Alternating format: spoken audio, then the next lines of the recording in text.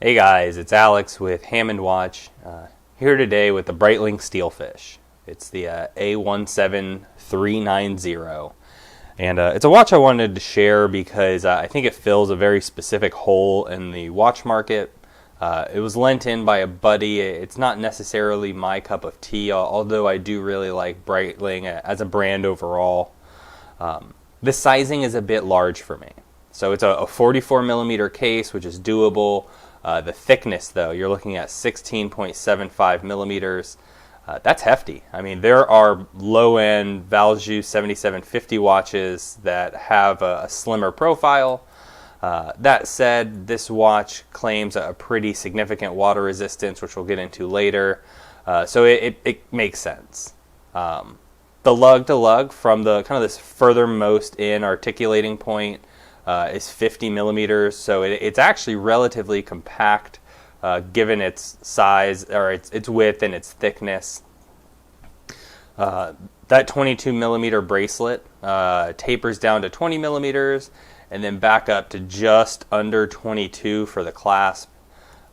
Typical milled hardware, engraved Breitling. You'll see the case back. So all the typical engravings for your Breitling. Certified chronometer.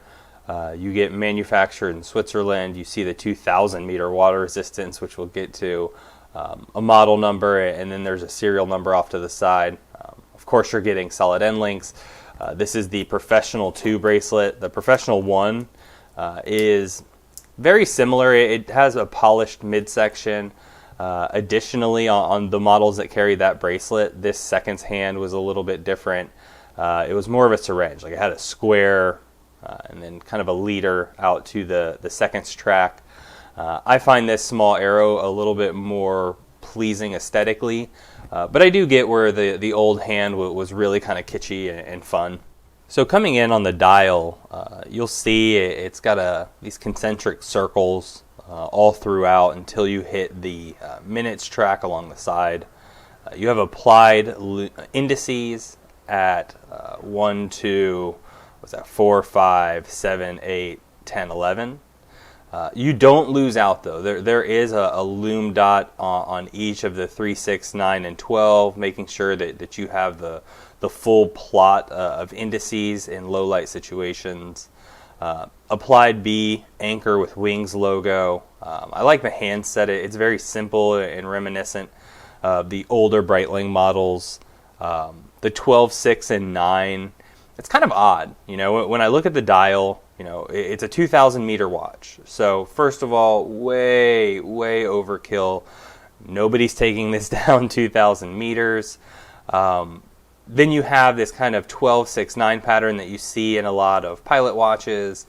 Then you have the inner running 24-hour ring, which is very field watch-esque. It's like they took a field watch, a pilot, and a diver and kind of crammed them all into one. But you know what?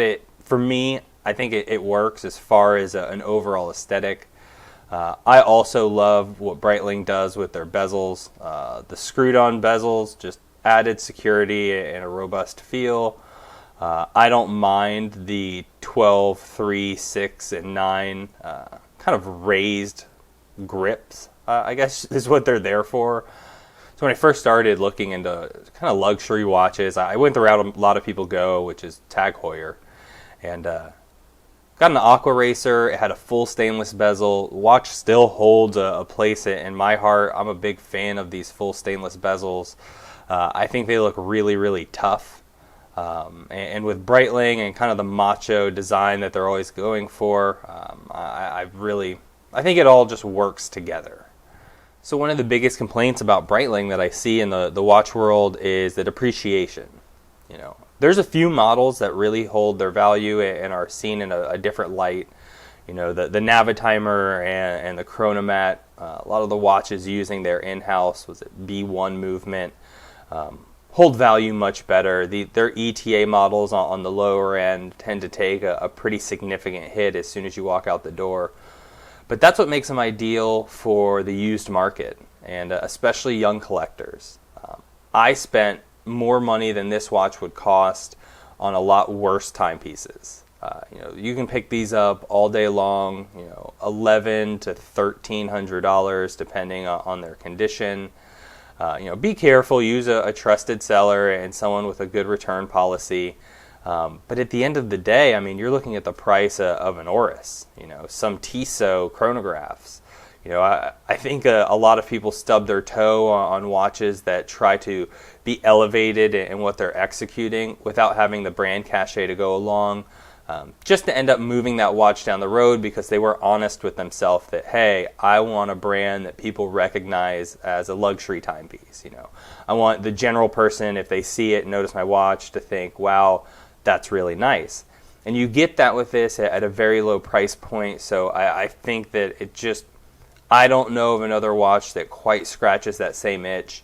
You can get some of the Breitling Colts for right around that same price, even newer ones. But at the end of the day, the Colt is the very bottom of the barrel. It doesn't have anything to hang its hat on. It's a fantastic watch. I own a Colt. Love it, wear it frequently. But it just doesn't have anything kind of going for it. The Steelfish being a 2,000 meter watch, that's exceptional. Crazy overbuilt, crazy overproduced and overperforming, and for just over $1,000, I think you could do a lot worse, especially when you're early on in your watch collecting and trying to get a taste of what that premium feel really is. Love the helium escape valve being integrated. Thank you, Breitling, for doing that. Not a big fan of when Omega does the big chunky valve. They're not really necessary. These watches aren't going down. When I dive, I'm not taking a Steelfish down with me. But at least with an incredible depth rating, it makes more sense on this watch. And they kind of made it a non-factor, which is smart given its girth. So I'm going to wrap up on my kind of favorite and least favorite thing about the watch.